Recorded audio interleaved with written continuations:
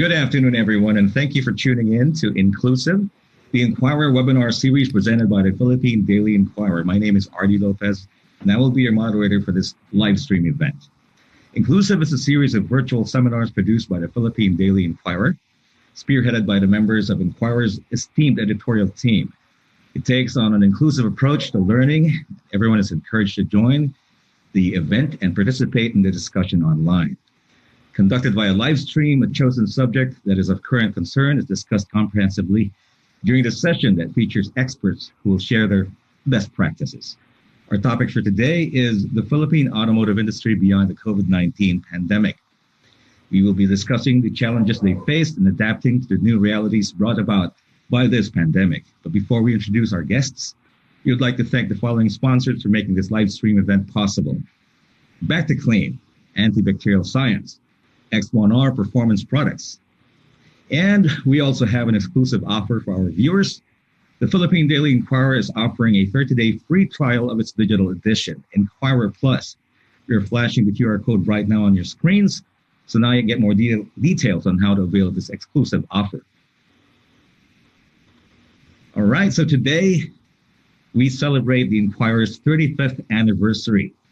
And this for this special edition of Inclusive, we are very happy to have Ms. Maria Fe Perez Agudo, Mr. Toti Zara, Attorney Albert Arcilla, Attorney Romel Gutierrez, all of whom we could help, all of whom we know could help enlighten us about the pandemic and how this will shape the automotive industry down the road. Our first speaker is Maria Fe Perez Agudo. Ms. Fe Perez Agudo has over 30 years of experience and expertise in the automotive and real estate industries. Under Ms. Fe's leadership, Harry has cited the Hyundai Motor Company 4 times as Asia Pacific Distributor of the Year, 2005, 2006, 2008, and 2013, and as Global Distributor of the Year in 2010 and 2016. She drove the formation of the Association of Vehicle Importers and Distributors, known as AVID, in 2010, and remains as its president.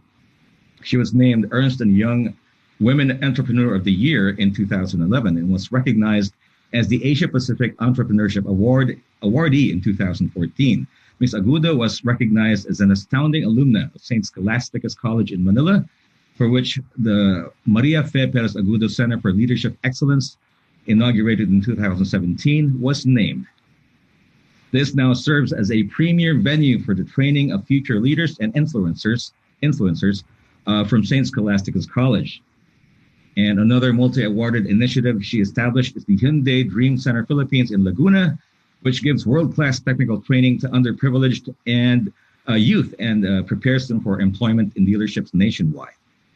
She recently signed a distributorship agreement with Chang'an International Corporation and launched the Chang'an Motor Philippines Incorporated to bring more mobility options to the Filipino consumers. Good afternoon, Ms. Fe. Good afternoon, Ardy. And of course, thank you, Ms. Fe. Thank you for being with us today. And also with us today is Mr. Toti Zara. He is the president of AC Motors, Ayala Group's automotive arm. AC Motors is the importer and distributor of Kia, Volkswagen, and Maxus brands in the Philippines and are the dealers of Honda and Isuzu in Luzon, Visayas, and Mindanao. He has over 30 years in the auto industry, spanning domestic and international experience in Japan, Korea, Thailand, and Indonesia. And he is also a mechanical engineer by profession. Good afternoon, Toti. Hi, Ardy, and good afternoon to everyone. Yeah, thank you. Glad to be part of this panel. Glad to see you again after a long time. And now we move on to Attorney Albert Arcilla.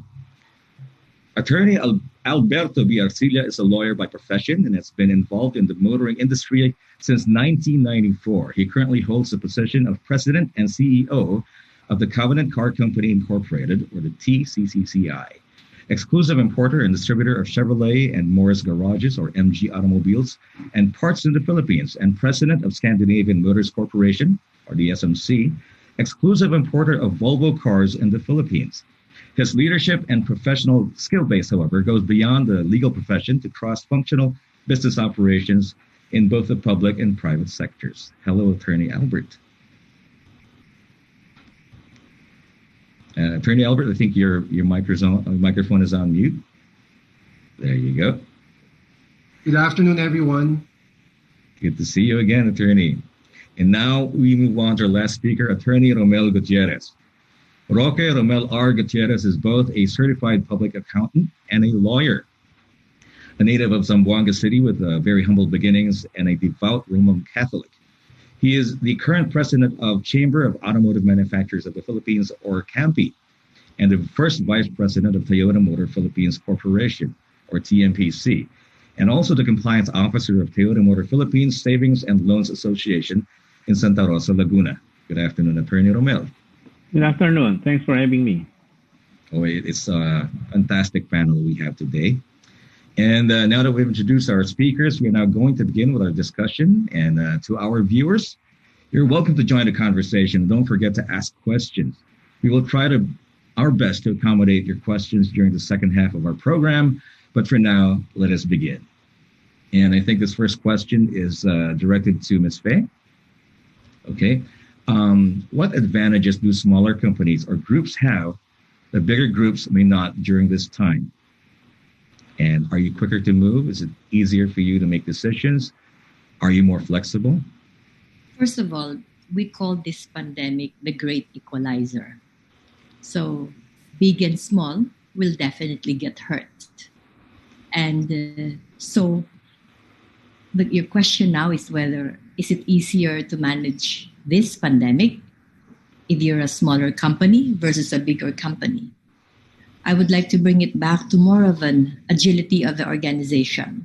Whether you're big or small, it depends on how agile the character of the organization is, and that will ultimately drive the organization to react.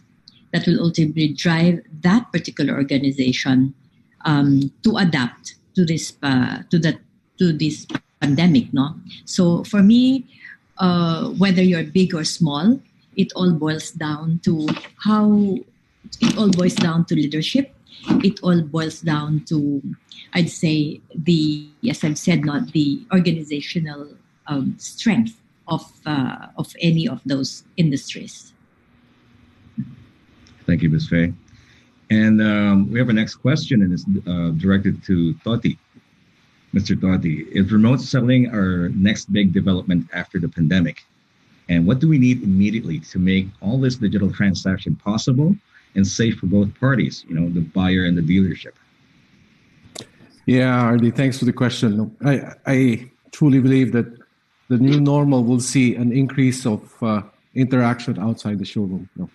Even after the vaccine, the pandemic has just accelerated this shift of the market. Now, for us to effectively do that, there will be a couple of things that will need to happen in the market. First, and this is also my appeal to you guys in the automotive media practice. Auto media will play an even bigger role in consumer research. So I ask our friends in media to continue providing objective assessment of the products. And you've been doing a great job on providing that assessment to the consumer. Please continue doing that. But aside from assessing the products, also share your assessments on the brand experience, because that is what consumers are trying to look for. Second, I see that in the new normal, auto portals will flourish. There will be more players and there will be increasing traffic. This would expand and they would play a key role. They would be the bridge between the consumer and the dealer, and their influence would become even greater. Now their influence is limited to automotive shopping in terms of model selection. Their influence would grow. They would expand to become a major influencer in financing, insurance, and in other sectors of the auto industry. The good thing with all this is that pricing will be now more transparent. In the past, you didn't know what was the true price in the marketplace, and you needed to call a dealer, visit a dealer to check the pricing. Today, you inquire online, whether directly or through brand portals or through auto portals, you will get the best price immediately. And gone are the days that you need to really haggle a long time with your sales representatives to get the best price. So this is what's good, that this is the good thing that has come out of online selling. For all the brands, all of us would be employing virtual showrooms. Now, for Kia, for our other brands, and not only for AC Motors, all the brands will be deploying virtual showrooms. We will be moving into live presentations. Some of our brands in AC Motors are already piloting live presentations. Things that we have learned from our brothers in Ayala Land, how they present real estate through live presentations. Now we are employing in some of the brands, and we're also now employing home test drives. I'm not saying this will be unique to AC Motors. Everyone will be shifting to this type of tools that will be available online. And as a result, the online customer experience would improve. We would have quicker response time. In the past, when you inquire online, you can wait a day, to get feedback. The new normal, it will be hours, if not minutes. And then we would become better in our digital marketing, being able to curate personalized offers as we move from traditional marketing to a more omni-channel approach. All of this will be good for the consumer. And this trend is nothing new, but has been accelerated, RD, by the pandemic, and will continue to be part of our industry.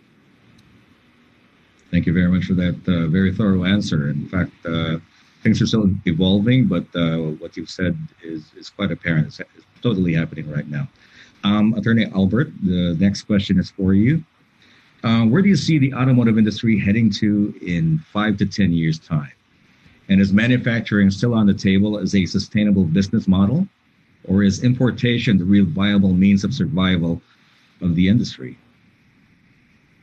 RD, I think when we talk about the automotive industry, I can only limit it to the Philippine automotive industry. We see the growth of the automotive industry globally, and the Philippines is in a different situation right now. We are a growing population. Our economy is getting better. I know the pandemic has affected the economy for a while, but the fundamentals are very strong. We have a growing middle class, and we are in the middle of a lot of new disruption in the market. We have new brands coming in. We have new models coming in. We have new legal programs that are going to support the automotive industry. I think for the Philippine automotive industry, we will be very strong in the next 5 years, primarily because we need mobility. The Philippines needs a lot of mobility, and we are all here. My colleagues at Avid, my president, Pe, and of course my colleague, Attorney Romel and Toti, we are all anticipating the growth of the automotive industry.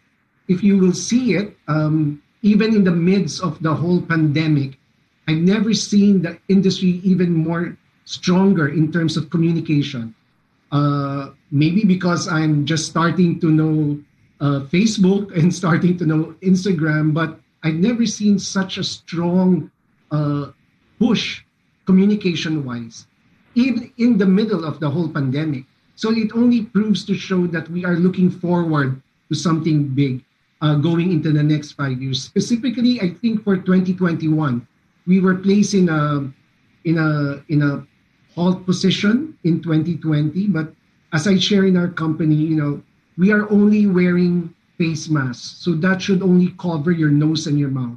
It should not cover your vision.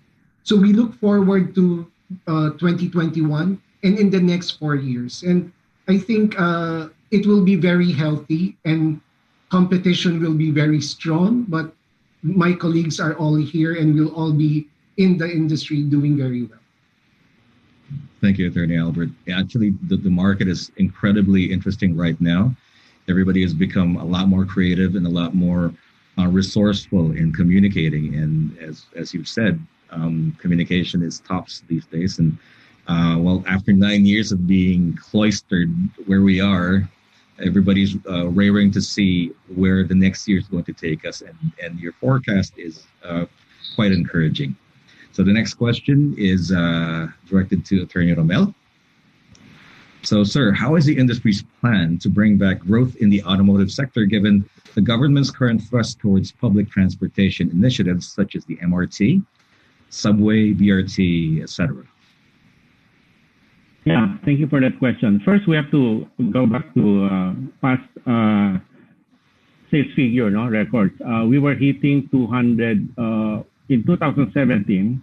We already hit 473,000 units. No, it was projected at that time that 500,000 units would just be around the corner, like 2018. However, with the excise tax imposition in 2018, we went down to 400,000 units. And in 2019, a little higher by 10,000, 410,000 units. And well, with the pandemic in this year, the market is projected to be only about 240,000. Manfred, do you agree? This is 40. This is 40% down. Oh, diba? 40% down. So how do we go back to the 2017 or 2018 figure? Our projection is that by 2022 we could go back to at least 2018 figure, which was 400,000 units. No, so it's really a setback. Okay, so on government transportation difficulties, I think this is the right time that automotive industry players should even play a bigger role by providing affordable means of alternative means of transportation. In fact, we have seen the market on used vehicle actually on more affordable small vehicles actually picking up. Better than the previous years. So there's kind of shift in preference among the riding public because of the transport problem in the country. So yeah, government is also pushing for some programs like the PUV modernization program, where players could even bring in new models or even although they're promoting locally made products, to participate in the program. So this is a good opportunity for industry players, not only for local but even for new ones to come in to take advantage of government's promotion as far as public transport is concerned. Yeah, I think I agree with Attorney Arcillas earlier that there's no way to go but up. And definitely we will recover in the coming years. Yes, may that be what we call bilang anghel. Everybody's like thinking this is the home stretch of 2020, and we can't wait to get rid of it and get crossover to 2021 for better years ahead. And kay Romel galing yun, bilang anghel talaga si Romel. Alright, pag kumanta yung boses anghel din. There you go. So this question is for all of you. In Q4, do you see a substantial recovery in sales for 2021? When can we expect the industry to break its previous sales record? And what technology will the next generation of mass market cars contain to improve safety and reduce emissions? That is for all of you. Okay, so I'll start again, RD. Okay. Ladies first. Yeah, okay. So I think 2020, let's put it this way. All of us will be reporting losses. There will be drop. There's going to be a drop. There has been a drop already, and we expect the year end to have a drop in sales and profit. And so there has been, honest, as we call it, the disruption is already here. Okay? We have been disrupted. The question is whether, is the pandemic still going to be severe for 2021? or can we see light at the end of the tunnel? In any, as I speak right now from a global perspective, no, when you talk of a 7.8 billion global population, world population, and the auto industry globally also has, I would say, among the top 10 biggest revenue maker of the world, no, and in a whole, this car or this manufacturing or car industry represents 3% of the GDP, where even in China and the US contributes a lot. But we saw already a decline as early as 2017, even before the pandemic. It's already tapering off. No, and it was because I call it a tipping point, because the decline could have been due to, remember, we are moving to a new EV or an EV world, which I might at the moment call the new world order or the new car order, because everyone has stated their mission that by 2030, China said, I'm going to be 25% EV. US said, I will have this kind of EV production and EV sales on EV cars on the road. And so the decline has, since as early as 2017, has been due to stricter emission rules. There's been more safety requirements, more insurance coverage required. So given all of this, as I've said, and at the end of the day, boom, the pandemic welcomed us as early as February. And I call it the year of the rat, and the rat is always hiding. So we're entering now the year of the ox in 2021. But in any industry or in any economic cycle, it takes a cycle. It could be a 5-year cycle or a 10-year cycle. What we're hoping is that our industry will only be under the 5-year cycle. So as I think as Attorney Arcilla was saying, that there is we remain hopeful for 2021. Attorney Gutierrez was saying that we can go back somewhere in 2022. So the horizon is there. The horizon is anywhere from 3 to 5 years. But that's how it is. So this is already us. This is already our new normal, which we have to embrace. No? And as what Toti was saying, you saw the digital revolution. And in our generation, not our young generation, wow, Instagram, Twitter, and all of us are now in front of us, telling us to be more digi-savvy, telling us to be more advanced in technology. So I think it's also part of a revolution that is happening in the industry. And this is also, and then you see the influx of different brands coming in. There is no stopping of launch of new models, even this last 2 quarters. So it means that there are only 3 things that really should happen first before we can realign again our I would say our targets and forecasts. The vaccine is here already, but how soon it will come to the Philippines will be critical.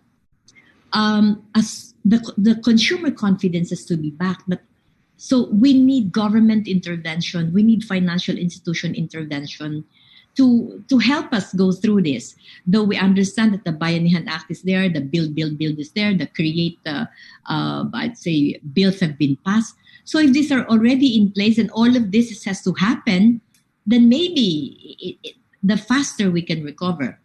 And you should understand also that by next year, we are almost entering again another political arena, which is in 22 is the election. Okay, so this could, by next year, it's a bigger challenge for us again on how the industry could work together. But what I notice is today, the industry now has a common voice, and I would say that the industry now has remained, I would call resilient, no? In order for us to understand and embrace this new order. So I just, with this, I would say that we will come out of this alive. Okay, we will come out of this with a new, I would say, with a new definition of what automotive really means. Probably it would be redefined as shared mobility. It will also it will now be focused, the first 3 years will be focused on transportation that is focused on well-being, wellness, and I would say a more holistic approach of how we can help recover from this pandemic, no?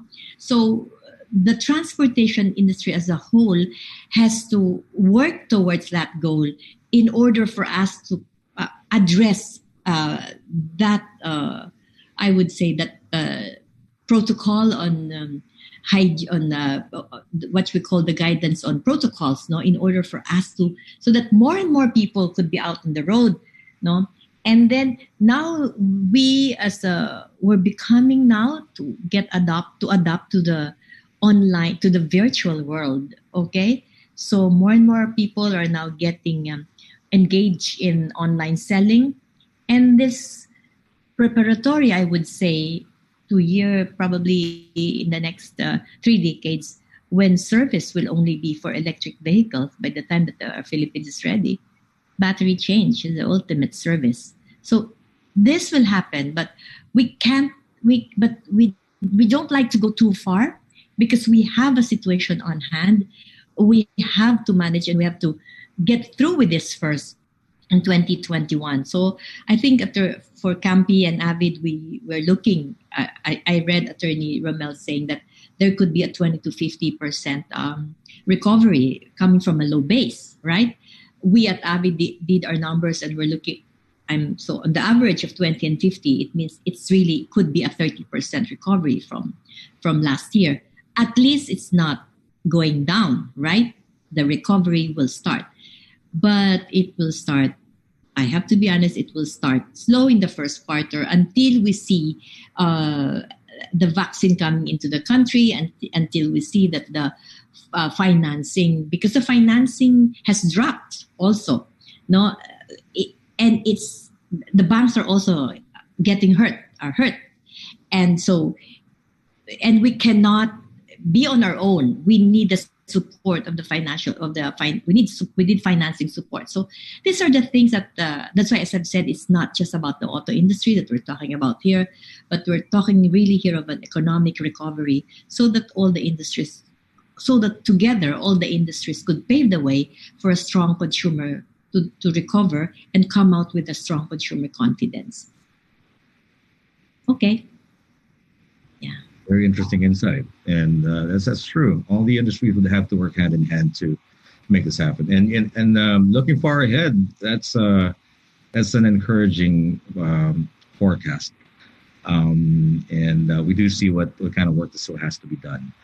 Anybody else for those questions, sir? Yeah, RD, this is Toti. No, to share my thoughts, I'd like to add on to what Faye just said, and I agree with her. The industry would recover. Albert has also expressed this optimism. We're looking at maybe the industry going to about 350,000 next year. This will mean greater than 20% growth versus where we would land in 2020. But this is well below the pre-COVID levels. Faye has touched on the requirements on how we would achieve pre-COVID levels. The banks, we would need the market and the demand, the market and the banks to meet a new equilibrium. We were discussing this early, how the industry has shifted to all-in, no down payment or low down payment. No, we cannot have that in the new normal.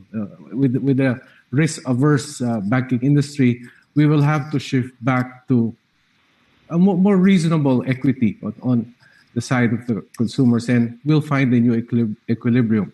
My fearless forecast was it will take 1 year to find that new equilibrium. So the soonest the industry can recover will be 2022, if the economic fundamentals would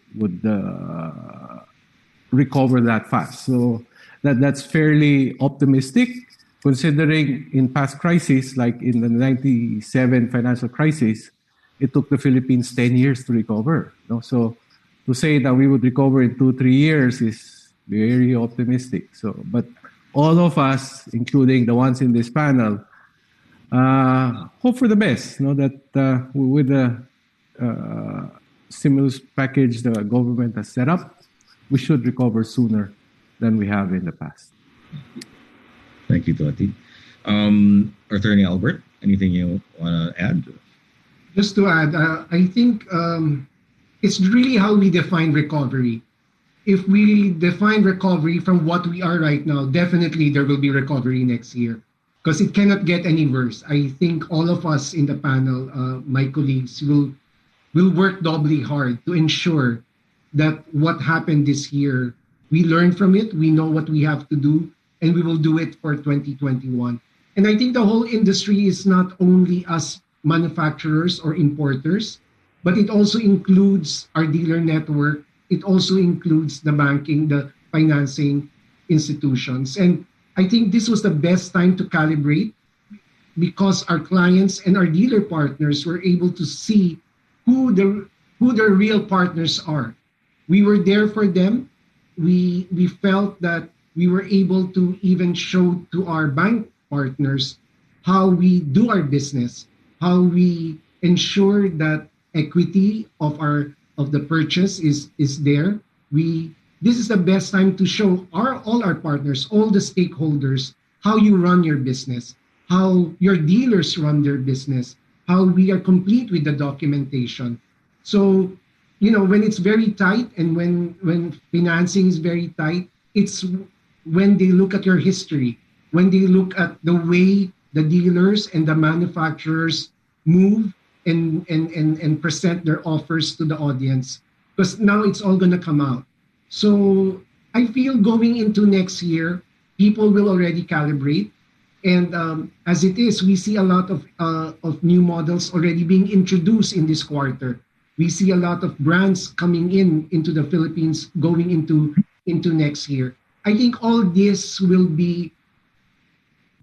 fuel, the recovery based from what we came from 2020. And though it may be very optimistic, but that's the only way the manufacturers, the importers need to look at it. We need to be able to grow profitably. Maybe we will not get to the numbers of 2018 right away, the numbers of 2019 right away, but at least we will be able to calibrate our operations to make it profitable or to make it viable for our companies to continue serving our clients. I think that's what's more important. The automotive industry is not just selling cars. This is the time when we have to prove to our clients that we are here to protect their interests, to be able to serve their requirements the best way we can, despite all the challenges. And that, I think, will be the way for our brands to be able to go higher going into 2021, 2022. Definitely. So many learnings from the past few months, from that major tectonic shift, so to speak. And yeah, thank you, Attorney Albert, for that insight. It's encouraging, very, very encouraging. Before we go on a 5-minute break, I have one last question for anybody who would care to answer. I know that some of the answers have already covered this question, but I'm going to ask it anyway because a lot of people are being very specific for, I guess, shorter term forecasts. What are your sales forecasts for your respective brands or for the auto industry for 2021? That's for anybody here who would like to answer. I've shared. Attorney, go ahead, Faye. No, I think for the Avid and Campi, we've said we will grow about an average of 250. That's 30%. So we'll try to work towards that target. But we're coming in from a low base. So that's how and that's, I would say, a recovery phase for 2021 already. Mm-hmm. And that's being optimistic, but cautious, I would say. Yeah. Mm. Attorney Romel, yes? Yeah, if cars were vaccine, where demand is very high and supply is low, this industry can be great again next year. But it's the opposite, of course. Demand is not there actually, not yet. We have the supply, no? So we are ready to supply the market. It's just a matter of time. I think it's about restoring the confidence of the customers, and it's a matter of time. Although the vaccine is it's not yet coming, no, to us. It's there. So wait and see. Yeah. It may take some time, but definitely we will recover. Well, we are certainly on this turning point, and I think it could only get better after 2020. That's So, true. Yeah. thank you so much, everybody. To all I our think Toti wants to say something. Go ahead, buddy. Sorry. No, I agree with Faye. I like what she used. Cautious optimism is what we all have. Right. Correct. Okay. Well, it seems though our discussion has piqued the interest of our viewers, and we can see a lot of questions in the comments section. But before we continue with our inclusive webinar, we will have a quick 5-minute break to stay tuned for more. And we'll be right back in 5 minutes.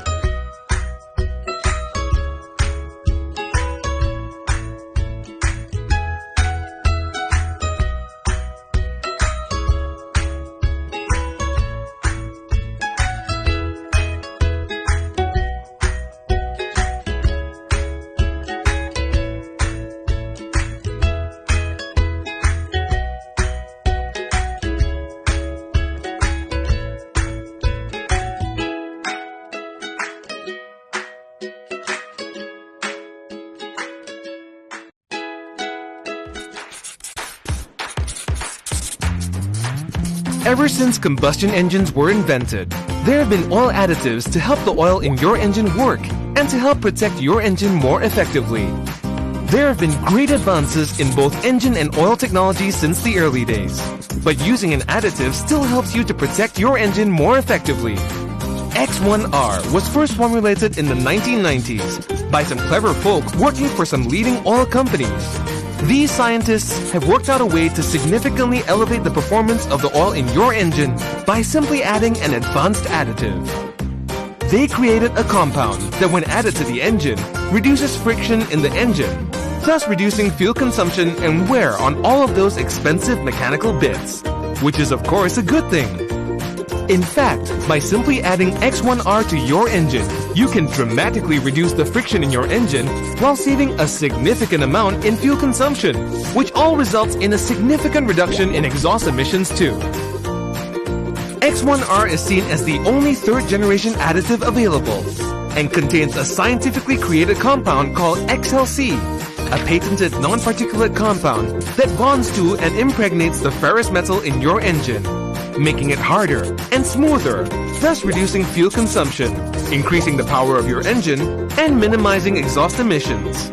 The results were so dramatic, leading NASCAR race teams started to use our product. And when they did, they won. The track success caught the attention of some more clever folk over at NASA's Kennedy Space Center.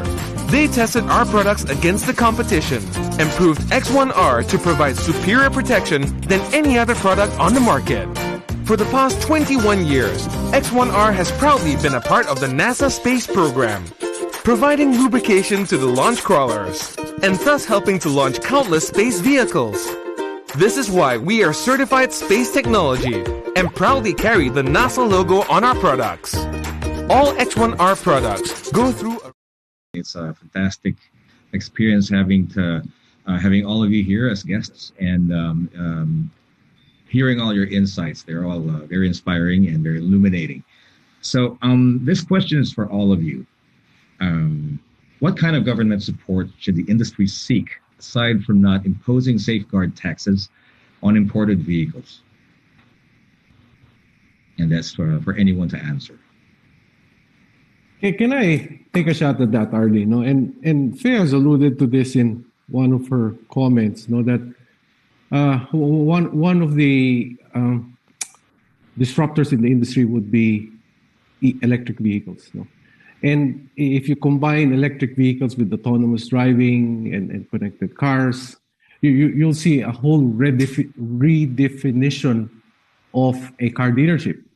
With all these technologies, there will be, well, not only no emissions, but no accidents, minimal maintenance. So you would see car dealers disappear in the city centers. No?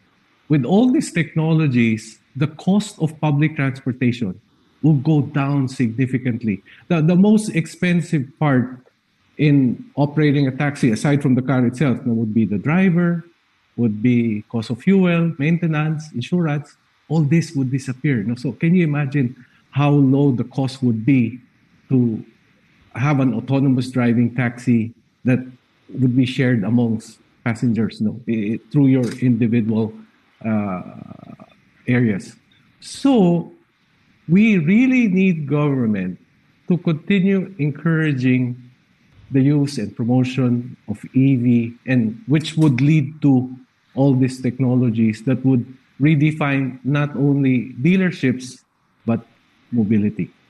I believe Senator Gatchalian recently proposed increase budget for DOE to create this roadmap for electric vehicle rollout plus the use of waste for generating energy. These are the things that we need, and I'm glad to read that the likes of Senator Gatchalian has come out with such initiatives.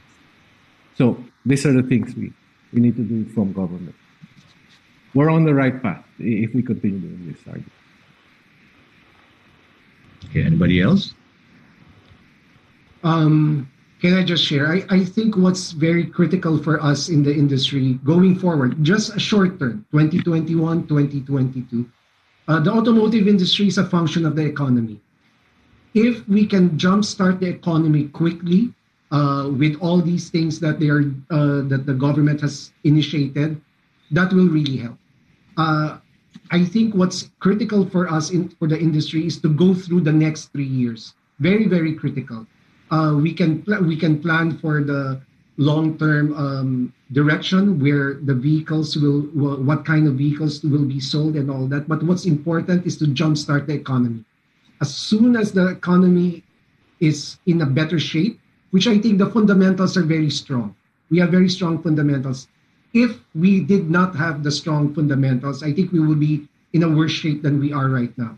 So if the government will just continue with all those initiatives and all the other local government units, we see that the growth of the industry has been outside Metro Manila. So if we can see that all the other local government units will also thrive and improve in terms of their economics, then the industry is in better shape going into the next 2 years. I think that would be the best thing that can happen to the industry. Attorney Romel, anything you want to add? Yeah, RD, you mentioned earlier about safeguard measures, no? Although you mentioned that as an exception, but we cannot avoid not talking about it, because the intention actually of the government in planning to impose safeguard duties is to protect the local manufacturing, no? It's actually ironic that they're planning to do that, because by sort of penalizing the CBUs, actually even the CKDs will be affected, no? Our operation actually is a regional complementation already, no? So even our export of parts will be affected by imposing safeguard duties, no? So I think the government should really think about this proposed measure, because it may not be appropriate, no, especially at this time, doing that, and the objective of protecting the local industry may not really be achieved, because that will actually hurt the CKD, the local production. So we hope government would really think about it. And sorry, I have to talk about the safeguard measures, but it's a big issue in the industry, you know. So we understand, of course, government trying to help local manufacturers, but we have to strike a balance somewhere, you know? Again, by imposing safeguard duties, it's actually not helpful. Not only to it will hurt, no, both CKD and CBU. Thank you. Thank you, Attorney. I'd like to add to that what Attorney Romel was saying. You know, we are already in an era of a borderless global economy. So there's no such thing as tax imposition will create more revenues for the government. The AFTA has been there for years, as far as for how many years already? It's free trade, okay? The ASEAN-Korea Free Trade Agreement is in place. Now we're talking about RCEP, okay? So it's now on a bigger scale, and sooner or later, the importation cost has become now, I would say, a means to optimize cost, okay? So Avid has made a position on this, that there's no guarantee that the increase in tax levying of taxes would really generate more sales or will really improve revenue. So that's also my take on what Attorney Romel was saying on this imposition of taxes. Besides, it will how can you get out of a WTO ruling, no, on this AFTA, AKFTA, RCEP, where we Philippines is a signatory. Okay, you can't back out from that at any point. Now, as to what Attorney Albert was saying, no, that on how this I'd say, how do we respond more to the dynamics of the economies so that we can have a better recovery, and how the government could support that. There would always be a private and public sector dynamics that should happen. On the part of the private sector, we've streamlined our structure. You know, it's and on the part of the government also has. I wish that the government will focus on the health protocols right now. We are a service economy, so who will visit our country if we have not really, I would say, plateaued in our COVID? Who would like to come to our country? So we're losing a lot of momentum already. When we have been very proud of our beaches, when we have been very proud of our I would say of the attitude of the Filipinos when it comes to servicing our foreign guests, no? How can we show them when nobody wants to go? And if you look at the sites of which countries that requires a lot of I would say protocols. We are in the list, including Nepal, and we are in that list. So we must get out of that kind of list, and that's where the government should focus, while the private sector should focus on how to prime up, to help support, build up the consumer confidence. So we have, I would say, call it a fail fast, succeed sooner program, no? But this is the only way we can weather the storm. Okay, we've had testings, no testings, etc. Okay, that's it. We've failed. We've made, but we can succeed. But we have to do it now. We cannot wait for another second wave, and that's the reason why probably the local automotive industry has done a lot of firsts. No, it would normalize, but as I've said, we really need to put the acts both of government, public, and private sector together.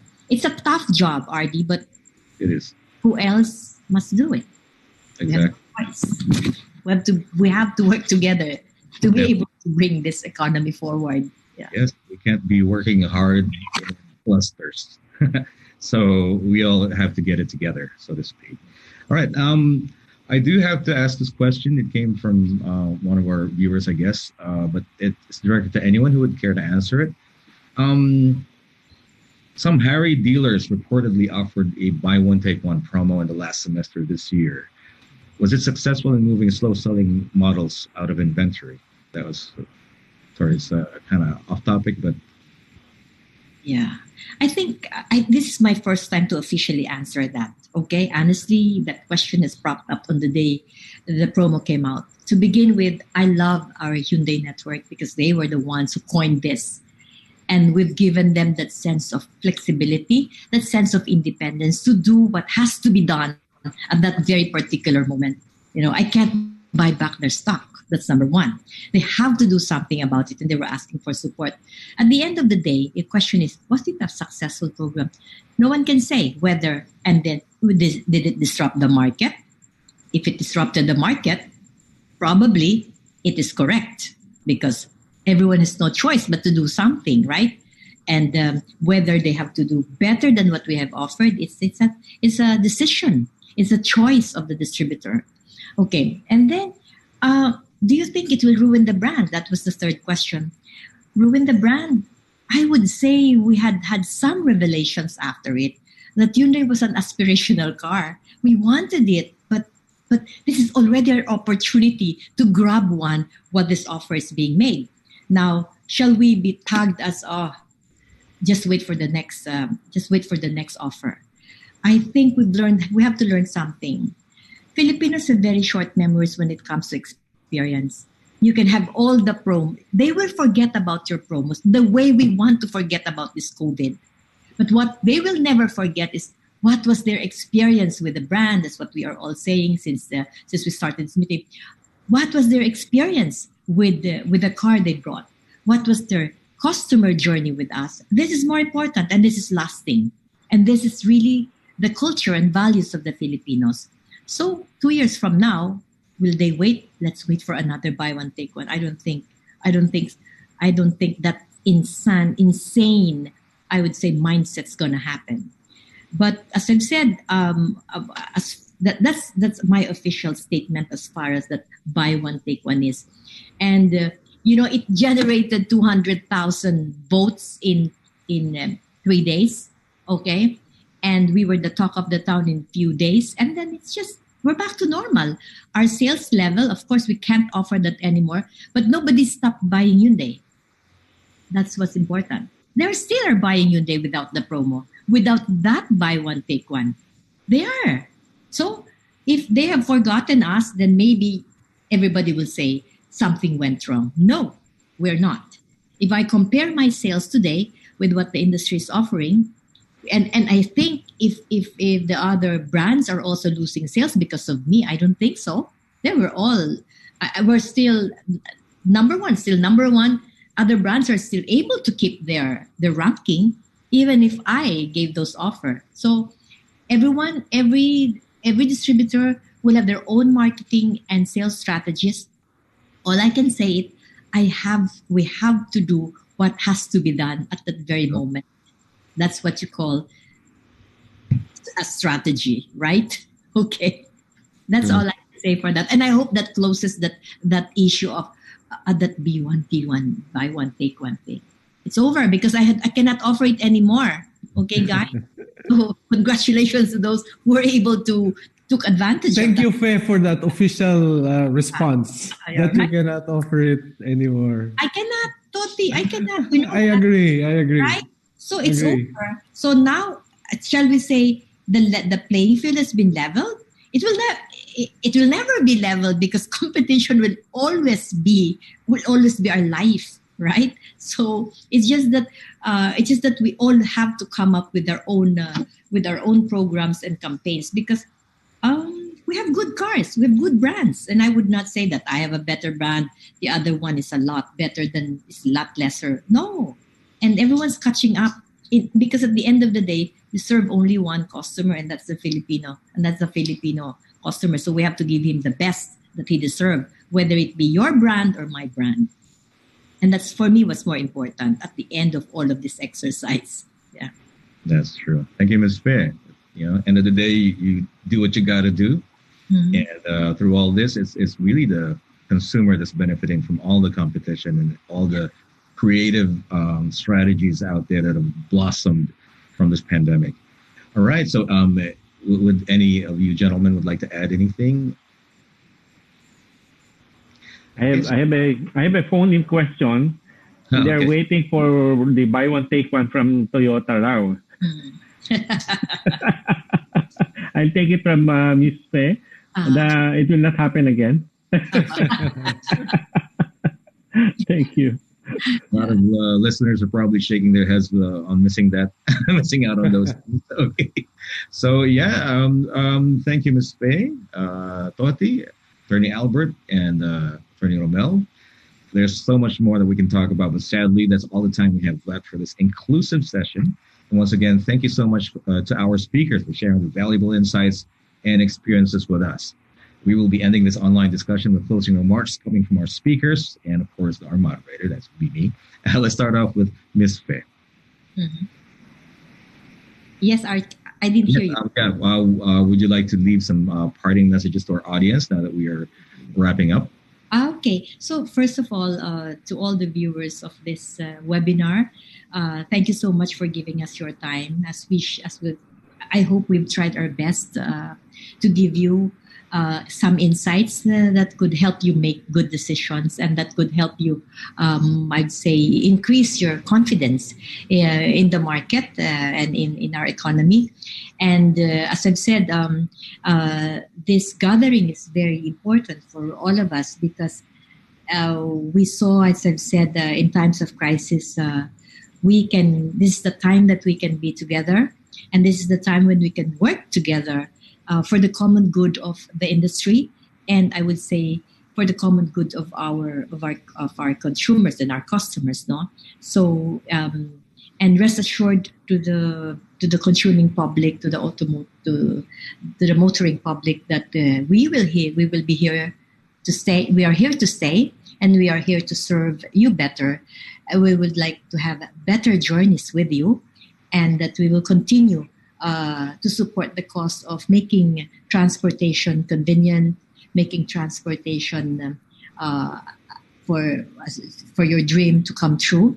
And then we will continue to offer the best products and the best possible way of attaining your first car or your second and third car.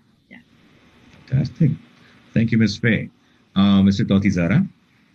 Yeah, RD, thank you very much for opportunity to be part of this, especially being part of this panel with such distinguished members.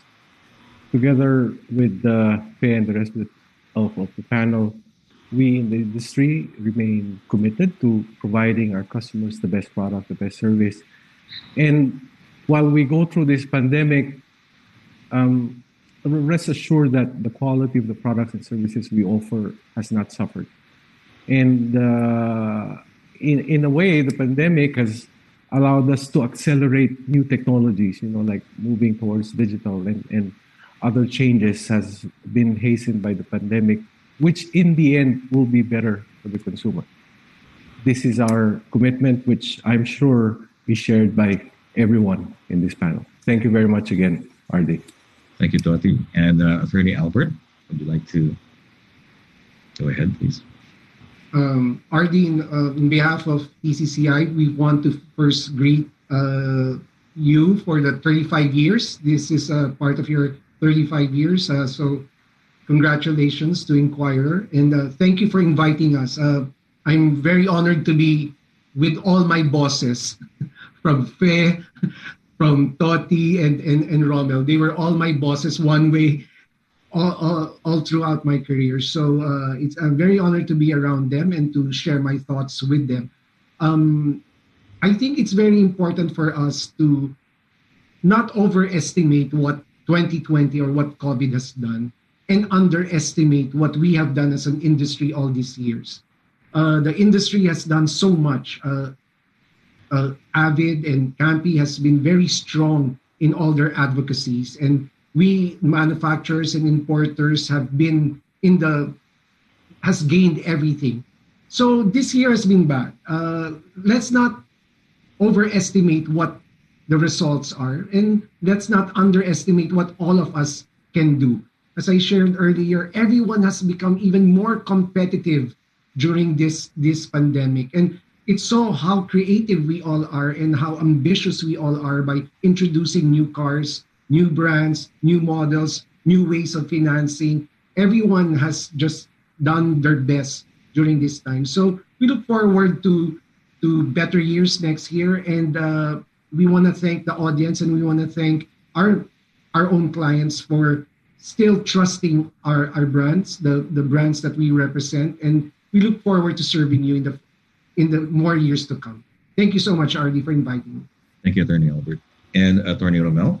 Yeah, thank you. Much has been said, I'm not a marketing guy though, but the industry has its own challenges, just like other industries. So we need each other. We need government support.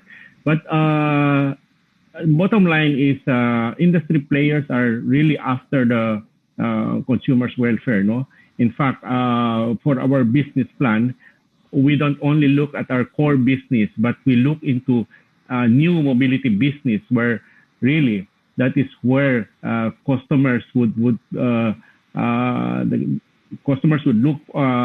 forward to. So again, we are doing our best to cater the needs of the customers. Yeah.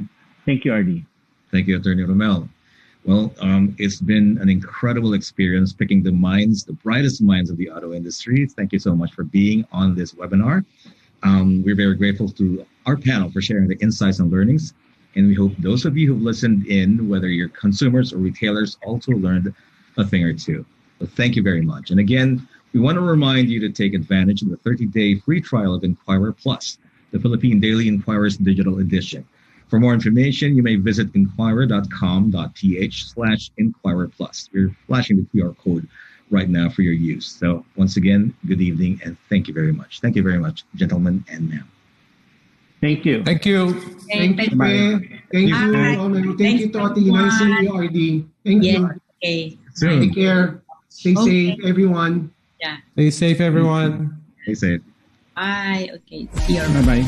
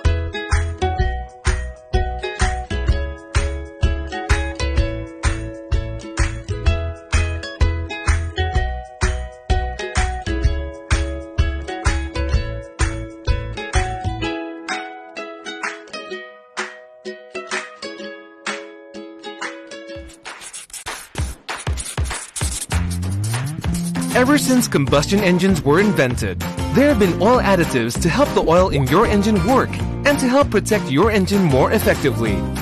There have been great advances in both engine and oil technology since the early days, but using an additive still helps you to protect your engine more effectively.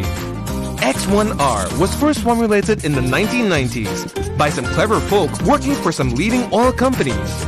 These scientists have worked out a way to significantly elevate the performance of the oil in your engine by simply adding an advanced additive. They created a compound that, when added to the engine, reduces friction in the engine, thus reducing fuel consumption and wear on all of those expensive mechanical bits, which is of course a good thing. In fact, by simply adding X1R to your engine, you can dramatically reduce the friction in your engine while saving a significant amount in fuel consumption, which all results in a significant reduction in exhaust emissions too. X1R is seen as the only third-generation additive available and contains a scientifically created compound called XLC, a patented non-particulate compound that bonds to and impregnates the ferrous metal in your engine, making it harder and smoother, thus reducing fuel consumption, increasing the power of your engine, and minimizing exhaust emissions. The results were so dramatic, leading NASCAR race teams started to use our product. And when they did, they won. The track success caught the attention of some more clever folk over at NASA's Kennedy Space Center. They tested our products against the competition and proved X1R to provide superior protection than any other product on the market. For the past 21 years, X1R has proudly been a part of the NASA space program, providing lubrication to the launch crawlers, and thus helping to launch countless space vehicles.